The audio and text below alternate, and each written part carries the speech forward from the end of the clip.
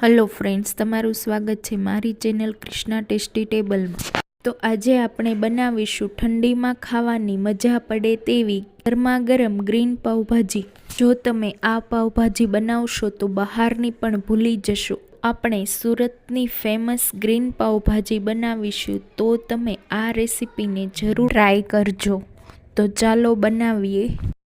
Pressure કુકરમાં પોણો cup ફ્લાવરના ટુકડા, 2 કપ બટેકાના ટુકડા, અડધો કપ ડુંગળીના ટુકડા, 2 કપ કોબીજ રફલી કટ કરેલી અને અડધો કપ બીન્સના ટુકડા અને સવા કપ જેટલું પાણી ઉમેરી દેશું। અડધી ચમચી જેટલું મીઠું એડ કરીશું। મીડિયમ ટુ સ્લો ગેસ પર 4 વિસલ કરી લેશું। પછી કુકરને આપણે ઠંડુ થવા દેશું।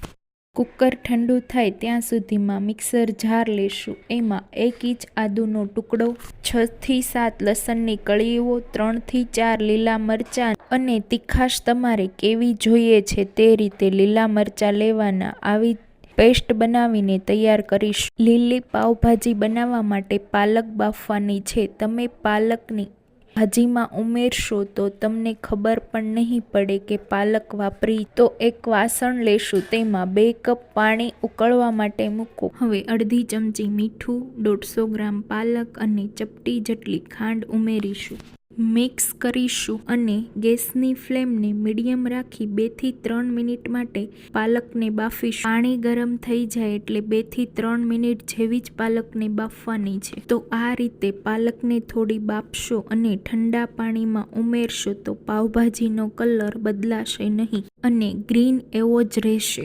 એટલે આ સ્ટેપ કરવું ખૂબ જ જરૂરી છે। પાલકને બાફતા 3 મિનિટ જેવું થઈ ગયું છે અને આને હવે ઠંડા પાણીમાં ઉમેરીશું। એટલે જ્યારે પાલકની પેસ્ટ બનાવશો એટલે તેનો કલર ગ્રીન જ રહેશે।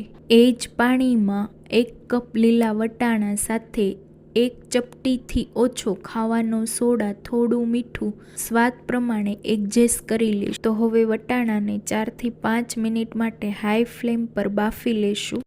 સાથે ચપટી ખાવાનો સોડા ઉમેરશો તો વટાણા તમારા ગ્રીન એવા જ ભાજીમાં દેખાશે। 5 થી 7 મિનિટ જેવું થઈ ગયું છે એટલે ગેસની આંચને બંધ કરી વટાણાને સાઈડ કરી હવે પાવભાજીનો વઘાર કરીશું। એના માટે કડાઈમાં 3 થી 4 ચમચી જેટલું તેલ ગરમ કરીશું। અહીંયા આપણે બટર પણ વાપરવાનું છે, તે પ્રમાણે તેલ લેવાનું છે। અડધી ચમચીથી થોડી હિંગ, 1 કપથી થોડા ઓછા લીલી ડુંગળીનો ઉપરનો ભાગ, થોડો લીલી ડુંગળીનો ભાગ હોય એ રીતે કટ કરી લીધું છે।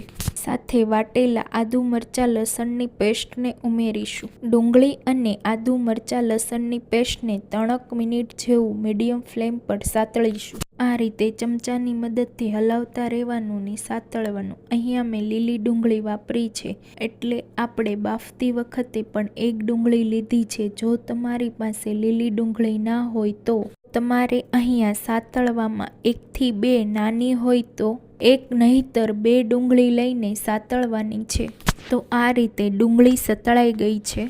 તો 1 કપથી થોડા ઉપર કાચા લીલા ટામેટાં લીધા છે। તો આપણે અહીંયા લીલી પાવભાજી બનાવી રહ્યા છીએ એટલા માટે ને સાથે ટામેટાં જલ્દી સોફ્ટ થઈ જાય એટલા માટે સ્વાદ પ્રમાણે મીઠું ઉમેરીશું। તો આપણે બાફતી વખતે શાકભાજીમાં મીઠું ઉમેર્યું છે તો અહીંયા પોણો ટીસ્પૂન જેટલું મીઠું ઉમેર્યું છે। તો લાસ્ટમાં જરૂર પડે તો તમારે એડજસ્ટ કરવાનું છે। તો ટામેટાં સોફ્ટ થઈ જાય ત્યાં સુધી આપણે તો આપણે ટામેટાને ઢાંકીને નથી સાતળવાના। તો આ રીતે ખુલ્લા જ સાતળશું તો લગભગ 4 થી 5 મિનિટ જેવું ટામેટાને સાતળતા લાગશે।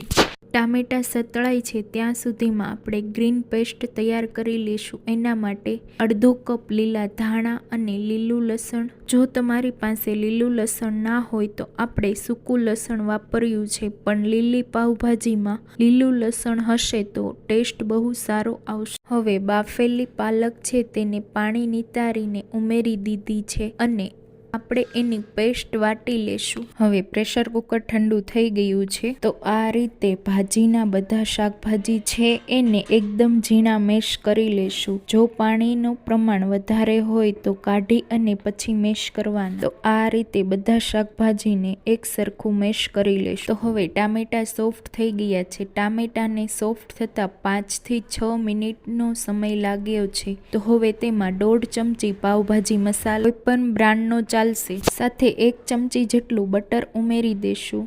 બટર એડ કરવાથી તેનો ટેસ્ટ બહુ જ સારો આવે છે। બટરને અત્યારે જ ઉમેરીને મિક્સ કરીશું। 1 થી 2 મિનિટ સુધી કૂક કરીશું। તો સારી રીતે બટર મેલ્ટ થઈ ગયું છે। તો એકદમ સારી રીતે મસાલાનો કલર પણ આવી ગયો છે। હવે આપણે એમાં 1 કેપ્સિકમના ટુકડાને ઉમેરશું। તો આપણે કેપ્સિકમને પહેલાં નથી ઉમેર્યા, અત્યારે જ ઉમેરશું, નહીંતર કેપ્સિકમનો કલર બદલાઈ જશે। 2 થી 3 મિનિટ સુધી કેપ્સિકમને કૂક કરો। કૂક થઈ જાય એટલે 2 મિનિટ પછી ફ્લાવર, ડુંગળી, બટેકા, કોબીજને મેશ કરીને રાખ્યા હતા તેને ઉમેરી દેશું અને મિક્સ કરી દેશું। તો હવે આમાં લીલા વટાણા બાફ્યા હતા તે પાણી નિતારીને ઉમેરીશું। ચપટી બેકિંગ સોડા ઉમેરવાથી લીલા વટાણાનો કલર એકદમ ગ્રીન જ રહ્યો છે અને સાથે વાટેલી ગ્રીન પેસ્ટને ઉમેરી દેશું। ત્યાં સુધી સાઈડમાંથી આ રીતે તેલ છૂટું પડી જશે। તો ગ્રીન પેસ્ટને એડ કરી થોડું મિક્સર જારમાં પાણી એડ કરી મિક્સ કરી ઉમેરીશું। આ ભાજીમાં તમને પાલકનો ટેસ્ટ બિલકુલ પણ ખબર નહીં પડે। આપણે આમાં ધાણા, લીલું લસણ વાપર્યું છે એટલે તેનો ટેસ્ટ વધારે આવશે। તો તમને આ ભાજી ખાવામાં લાલ પાવભાજી કરતાં પણ ટેસ્ટી અને હેલ્ધી છે। એકદમ સારી રીતે તેને મિક્સ કરી દેશ તો તમે જોઈ શકો છો ભાજીનો કલર એકદમ ગ્રીન આવી ગયો છે। તો હવે ભાજીને 4 થી 5 મિનિટ જેવું મીડિયમ ટુ સ્લો ગેસ પર થવા દેશું। તો તમને લાગે કે ભાજી વધારે જાડી છે તો પાતળી છે એ પ્રમાણે ઉપરથી પાણી ઉમેરી શકો છો। કૂક થતાં 4 થી 5 મિનિટ જેવું થઈ ગયું છે, તો તેમાં ઝીણા કાપેલા લીલા ધાણાને ઉમેરી મિક્સ કરી તો એકદમ પરફેક્ટ એવી ગ્રીન પાવભાજી બનીને રેડી છે। તો હવે પાવ શેકીશું। થોડું તેલ, થોડું બટર, પાવભાજી મસાલો, થોડું લીલું લસણ, લીલા ધાણાને એડ કરી હલકું ગરમ કરીશું। તો આ રીતે લાદી પાવ લેશું અને તેને ફરતા ફરતા શેકી લેશું। બંને સાઈડ હલકા શેકાઈ જાય ત્યાં સુધી આપણે તેને શેકવાના છે। ગેસની ફ્લેમને સ્લો જ રાખીશું અને વચ્ચેથી પણ શેકી લેશું। બંને સાઈડ શેકી અને તૈયાર કરી લેશું। તો આ રીતે બધા પાવને શેકીને તૈયાર કરીશું। તો પાવ શેકાઈને તૈયાર થઈ ગયા છે। તો ગરમા ગરમ ભાજીને આપણે પ્લેટમાં કાઢીશું। ઉપરથી લીલું લસણ અને બટર ઉમેરીશું, સાથે લાદી પાવ અને કાંદા ટામેટાને સર્વ કરીશું। તો તમને મારી આ શિયાળાની રેસીપી ફોલો કરી આ ગ્રીન પાવભાજી જરૂર ટ્રાય કરજો। તમારા બધા જ ગ્રુપમાં મારા વિડીયોને શેર કરજો। આવા જ નવા વિડીયો જોવા માટે મારી ચેનલને લાઈક, શેર અને સબસ્ક્રાઈબ કરજો।